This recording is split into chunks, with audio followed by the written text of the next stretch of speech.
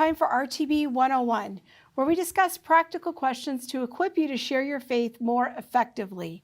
And here to help me talk about the interesting issue of calculating the mathematical probability of Jesus fulfilling Old Testament prophecy is astronomer Dr. Hugh Ross. Welcome back, Hugh. Oh, thank you.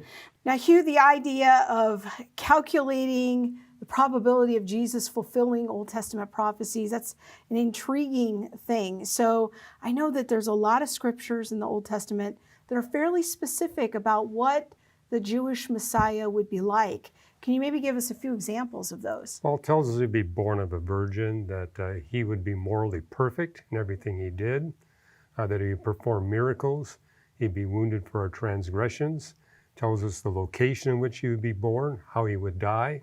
I mean, literally hundreds of details. There's a lot of specific things in there. Do we Yes. have any sort of rough estimate of how many prophecies there were about the Messiah?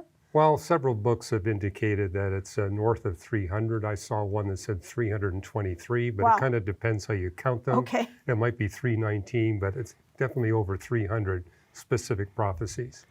Now, some of these strike me as things that Jesus would have had no control over, because I'm imagining a skeptic would say, well, these are just coincidence. So how would we address that? Well, in Zechariah, it tells us that he would be betrayed by a friend for 30 pieces of silver, and those 30 pieces of silver would be used to buy a burial field for poor people. Jesus would have no control over that. If you read Psalm 22, it talks about him dying a death of crucifixion.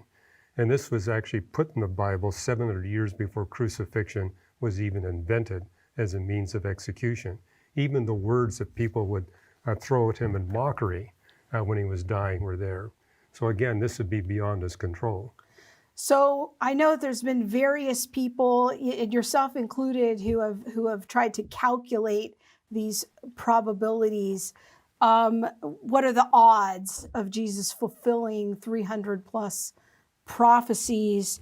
Do you think that that's a valid endeavor? And how would we go about making sure that that's valid? Well, I actually did that some 47 years ago. And basically what I did is I took those prophecies that are clearly independent of one another. Okay. So there's no dependency factors where one is dependent on another one being fulfilled, which allows you to determine a probability of one happening without divine miraculous intervention.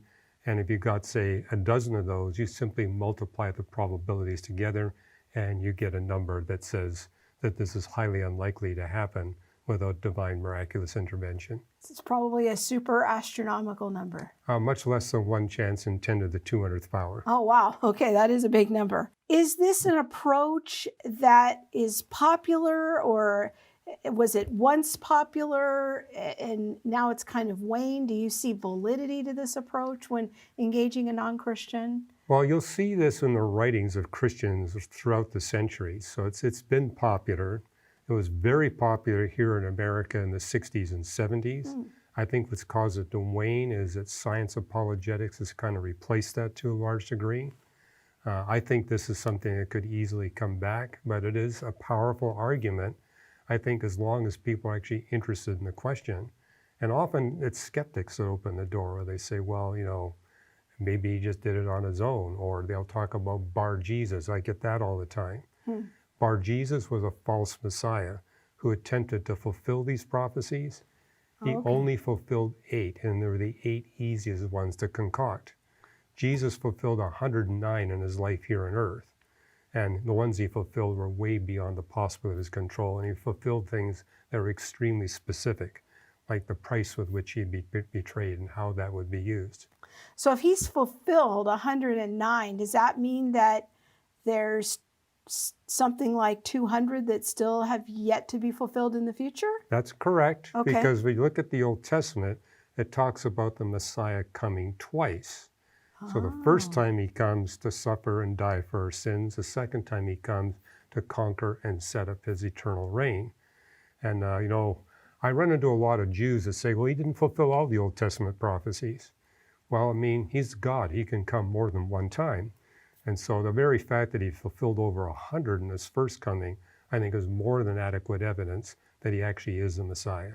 I like that because we often say on the show that our faith is rooted and grounded in real history, things that really happened, that our hope for the future and our hope for our salvation is because God has fulfilled his promises in the past. We have a reason to believe that he's going to fulfill them in the future. There's a lot of debate on the 200 that have yet to be fulfilled, but I think we can be confident they'll be fulfilled exactly the way the Bible put it because of how literally 109 were fulfilled. If those 109 were fulfilled specific and literally, we can count on the rest being fulfilled in the same way. And I do want to encourage you, if you would like to know more about this topic, you can see Hugh use this type of argument. Just go to shop.reasons.org and search for his debate with Tim Callahan.